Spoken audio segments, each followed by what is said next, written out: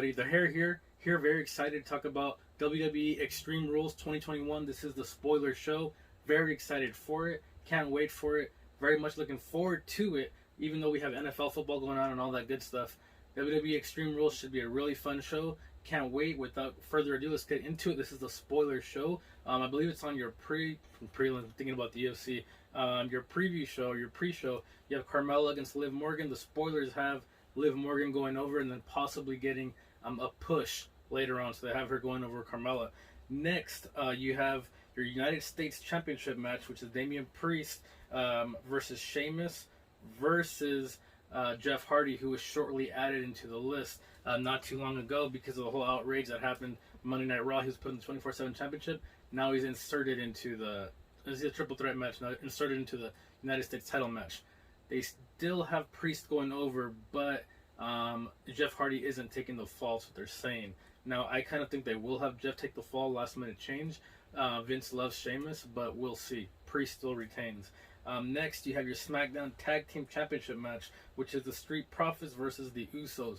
Ooh, so yes. And then obviously you have the Usos retaining. Them and the Tribal Chief are going to continue this bloodline feud.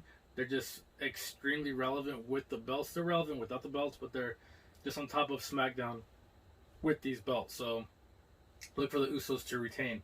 Next, you have your SmackDown Women's Championship match, which will be Bianca Belair versus your champion right now, the man, Becky Lynch. Honestly, this is going to be a match that should have been when it wasn't at that squash match at SummerSlam, I believe. That 10-second match, whatever it was. This is going to be a lot better match, but Becky Lynch is still going to retain. The Machine is still behind Becky Lynch, still very popular. A lot of Bianca Belair fans have been very upset about the outcome lately with it. They built her up, WrestleMania and all that, to lose 10-second match to Becky Lynch. This is going to be a lot better match, but she's still going to lose. Becky Lynch will still retain. Next, you have your Fiend-ish Alexa Bliss versus Charlotte Flair for the Raw Women's Championship. Now, a lot of people have been complaining online about Alexa still continuing this Fiend persona that she has going on.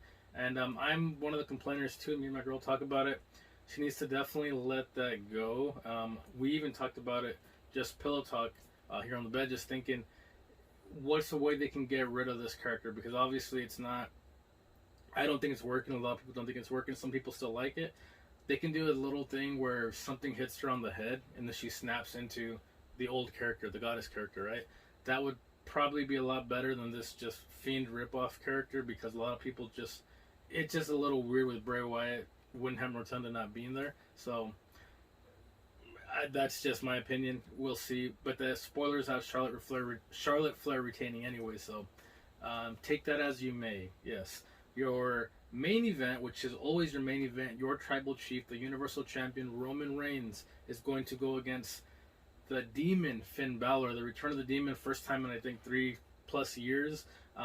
He came out on SmackDown recently, but first time he's competing as the Demon in a couple of years, so it's super exciting. The Demon was super over in NXT and on the main roster. It's just a huge character. This not really psychological character, but this out of this world character, almost like your Fiend they had going on. We talked about it when the Fiend left. It was pretty bad. That was your one supernatural character. The Demon kind of made you forget a little bit about it. The Demon is super awesome. Finn does a fantastic job as a Demon, and they protected the Demon for a very long time. He's only had one loss, and that was in NXT. Other than that, he has not lost. So on the main roster. Now, this is where it will end. The thing is, it's just tough to see Roman Reigns losing to anybody. They might have him lose against Brock Lesnar later, but I don't think personally that's going to happen. But yes, you're going to have the Demon, Finn Balor, lose for the first time on the main roster against your Tribal Chief, Roman Reigns. It is an Extreme Rules match, so you can have a lot of screwiness going on. Maybe Brock will get involved, or who knows what's going to happen. But your spoilers have Roman Reigns winning, which, bittersweet. I love Roman. He's killing it as your Tribal Chief, as leader of the Bloodline character. But it sucks to see the Demon. Why bring the Demon back just to lose like that? You know what I mean? It's weird. And then in a few weeks, you have Roman going against Brock Lesnar at the Saudi Arabia show. They're teasing, yeah, it might not be for the title, but we all know it will be. So I don't know why they're even trying to do that. But yes, so the Demon Finn Balor will lose his first main roster match against Roman, and I don't know what to do with the Demon after that. I really think they should do like a screwy finish, like maybe I know you can have a disqualification in Extreme Rules, but something real weird because I don't want the Demon to take that loss. But I really don't want Roman losing that match either. So we'll see. Again, spoilers have Roman going over. So again, take that as you may.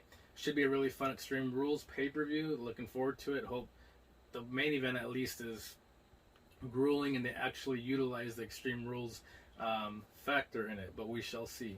Those are your spoilers. This is the hair out.